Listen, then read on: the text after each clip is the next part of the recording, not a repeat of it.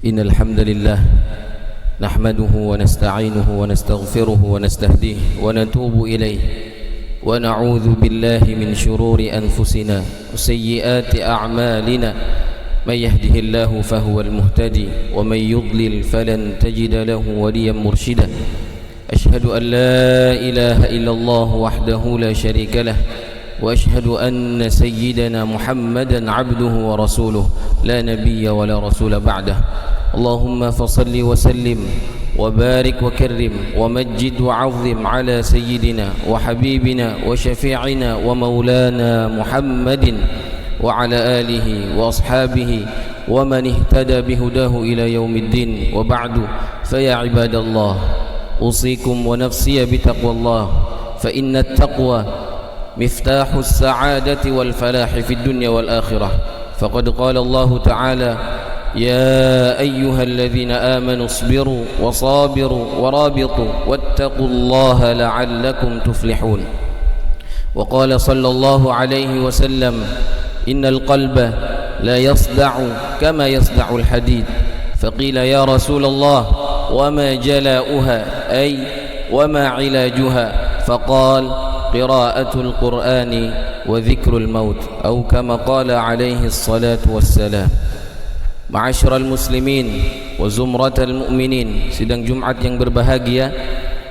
Pertama-tama marilah kita panjatkan puja, puji serta rasa syukur kita kehadirat Allah Subhanahu wa taala di hari yang penuh dengan limpahan keberkahan ini, di hari yang penuh dengan kebaikan ini. Allah Subhanahu wa taala masih memberikan begitu banyak limpahan karunia kepada kita sehingga kita dapat hadir pada siang hari ini dalam rangka merespon, menjawab panggilan Allah Subhanahu wa taala, ya ayyuhalladzina amanu idza nudiya lis-salati min yaumil jumu'ati fas'au ila dzikrillahi wa dzarul bai' dzalikum khairul lakum in kuntum ta'lamun. Wahai orang-orang yang beriman, jika diserukan kepada kalian panggilan untuk melaksanakan salat pada hari Jumat, maka bersegeralah merespon, menjawab panggilan Allah tersebut dan tinggalkanlah jual beli, tinggalkanlah pekerjaan kalian yang demikian itu lebih baik jika kalian mengetahui. Kedua, salawat serta salam tak lupa kita haturkan kehadiran baginda Nabi Muhammad sallallahu alaihi wasallam beserta keluarga, para sahabat, tabi'in, tabi'ut tabi'in serta umatnya yang setia menjalankan risalah-risalah beliau, dan kita yang hadir pada siang hari ini mudah-mudahan termasuk di antara golongan umat Nabi Muhammad sallallahu alaihi wasallam yang kelak mendapatkan syafaatul uzma di yaumil qiyamah. Amin ya rabbal alamin.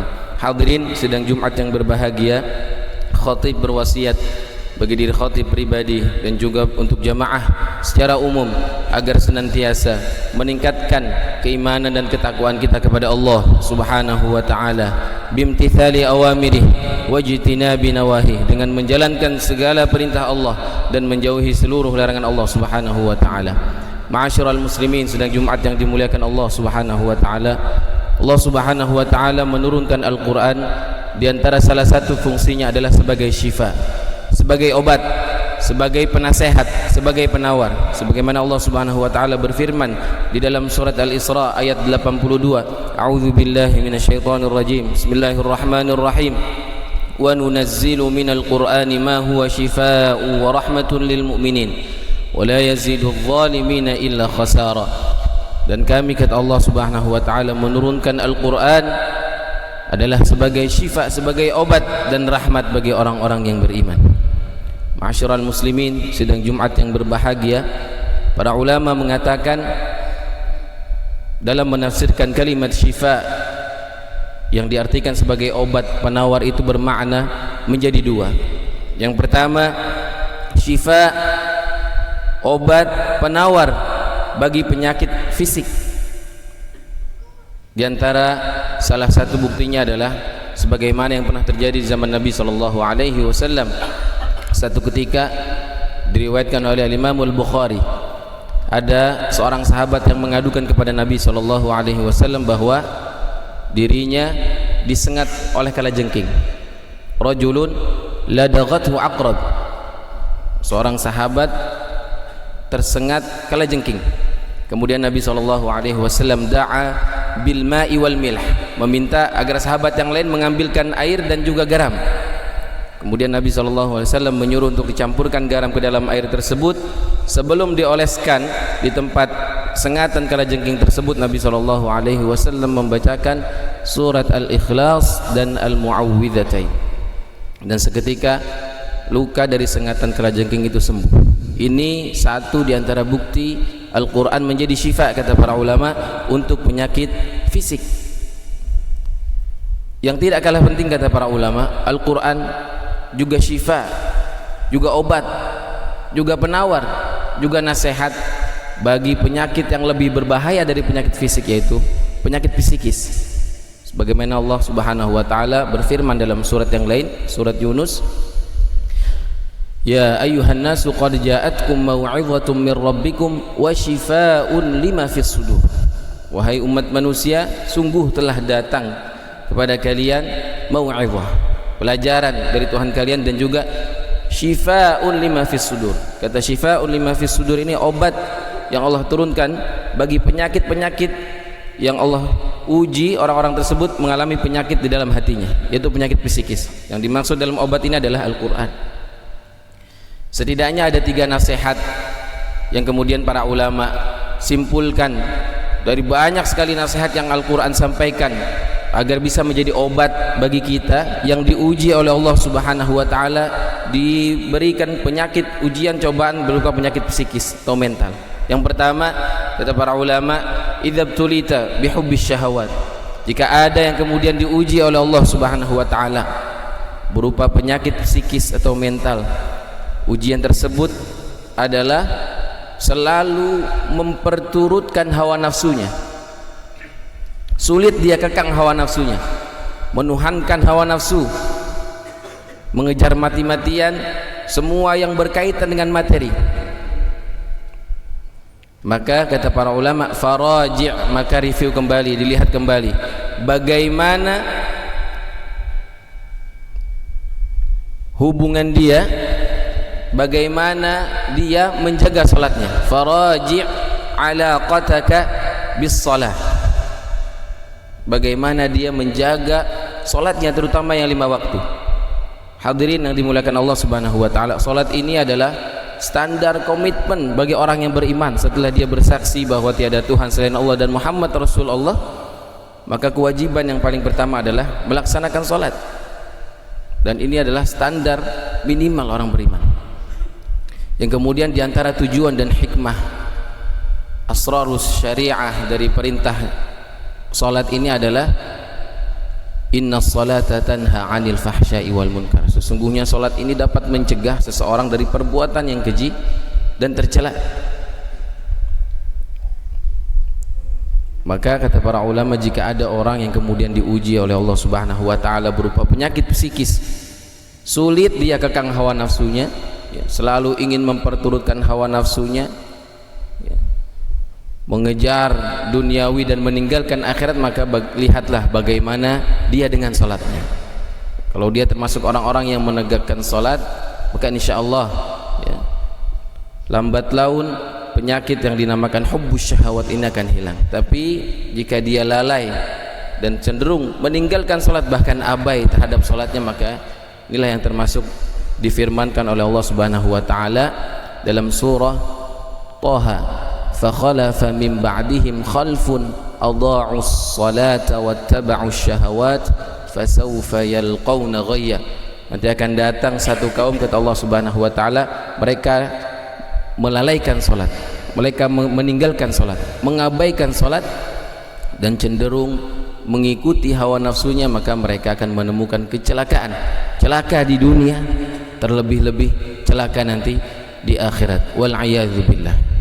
Yang kedua, kata para ulama, di antara ujian, cobaan yang kemudian Al-Quran berikan penawarnya adalah idza ahsasta bisu'il khuluq wasyaqa wa adamu taufiq minallah. Jika ada yang kemudian diuji oleh Allah Subhanahu wa taala dengan perangai yang buruk, kemudian kegundahan, kegelisahan terus menerus, dan juga tidak adanya bimbingan tuntunan dari Allah Subhanahu wa taala, faraji' alaqataka wa birraka bi ummik, maka lihat bagaimana keadaan dirinya dan baktinya kepada kedua orang tuanya, terutama ibunya. Hadirin jamaah yang dimuliakan Allah Subhanahu wa taala, bakti kepada orang tua menempati tempat yang tinggi setelah posisi beribadah kepada Allah Subhanahu wa taala. Allah Subhanahu wa taala berfirman dalam surat Al-Isra, wa'budullaha wa la tusyriku bihi syai'a wa bil walidaini ihsana. Dan sembahlah Allah dan jangan sekutukan ia dengan sesuatu apapun, dan dengan kedua orang tua berbuat baiklah, berbaktilah. Maka jika ada yang kemudian diantara kita diuji oleh Allah Subhanahu wa taala, serasa gundah, gelisah terus menerus, jauh dari bimbingan Allah Subhanahu wa taala, jauh dari taufik Allah Subhanahu wa taala, maka kita review kembali. Kita lihat kembali bagaimana hubungan kita dengan kedua orang tua kita, terutama dengan ibu kita. Satu ketika sahabat bertanya kepada Rasul sallallahu alaihi wasallam, "Ya Rasulullah, man ahaqqun nasi bihusni sahabati?" Ya Rasul, siapa orang yang paling berhak aku perlakukan baik selama aku hidup di dunia ini? Rasul sallallahu alaihi wasallam menjawab, "Ummuk," ibumu. Kemudian aku bertanya lagi, "Tsumma man?" Tsumma qala, "Ummuk." Siapa lagi ya Rasulullah? Ibumu. Tsumma man? Tsumma qala, "Ummuk." Yang ketiga sampai Nabi SAW ulang itu sampai 3 kali, beliau tetap menjawab ibumu. Kemudian yang keempat, "Tsumma man?" Tsumma qala, "Tsumma abuk." Baru ayah. Penyebutan ibu 3 kali ini kata para ulama bukan menjatuhkan derajat ayah di sisi anak, tapi ini menunjukkan bagaimana pengorbanan yang luar biasa orang tua terhadap anaknya, terutama ibu, mulai dari mengandung, melahirkan, menyapihnya hingga besar. Dan ini adalah perintah dari Allah Subhanahu wa taala agar kita senantiasa berbakti.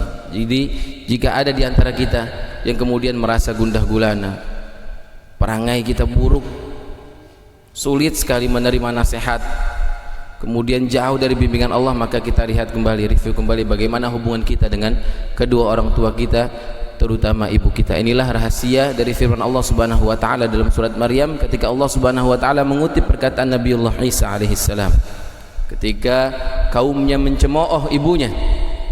Di antara yang kemudian menjadi mukjizatnya adalah Nabi Isa bisa berbicara ketika dalam buayan ibundanya.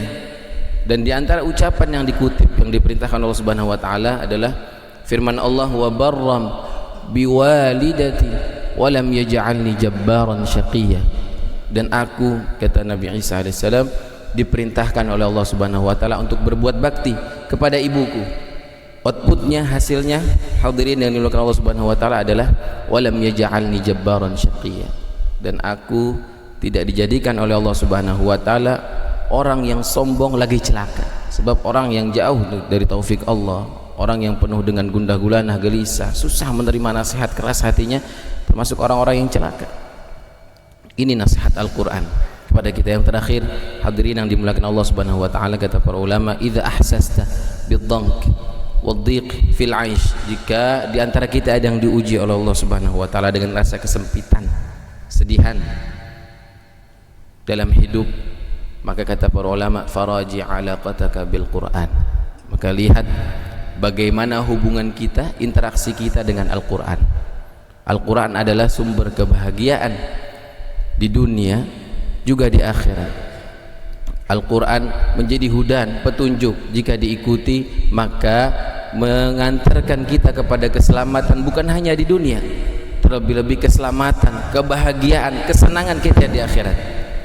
Dan inilah rahasia dari firman Allah Subhanahu wa taala dalam surat Thaha, "Faman ittaba'a hudaya fala yadhillu wa la yashqa."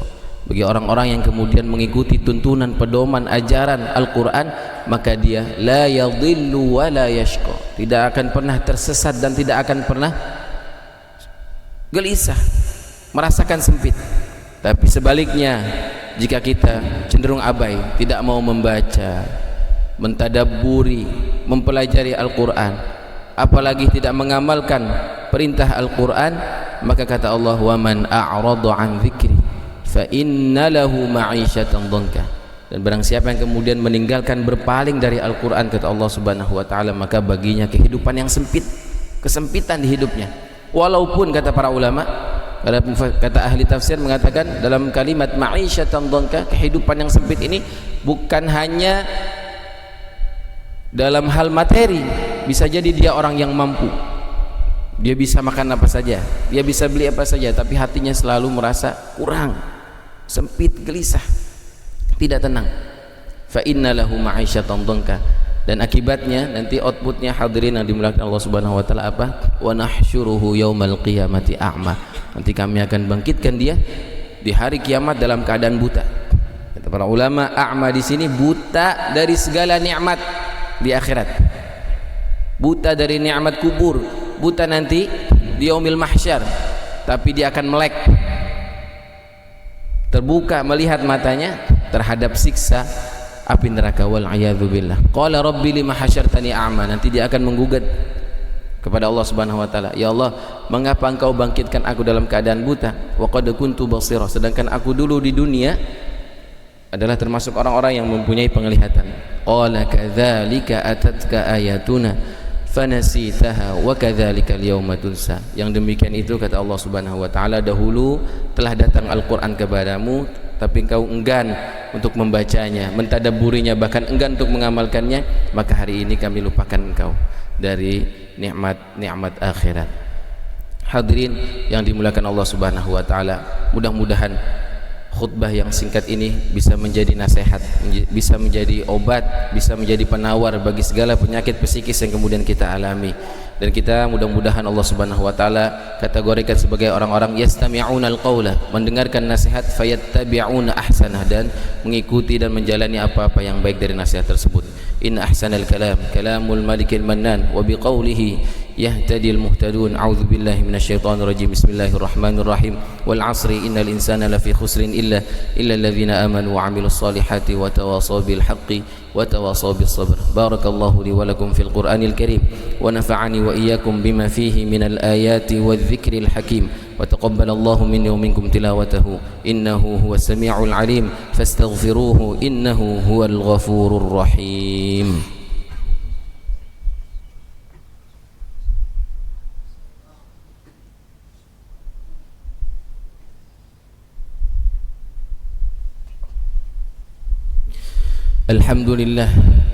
الحمد لله على إحسانه والشكر له على توفيقه وامتنانه وأشهد أن لا إله إلا الله تعظيما لشأنه وأشهد أن محمدا عبده ورسوله الداعي إلى رضوانه.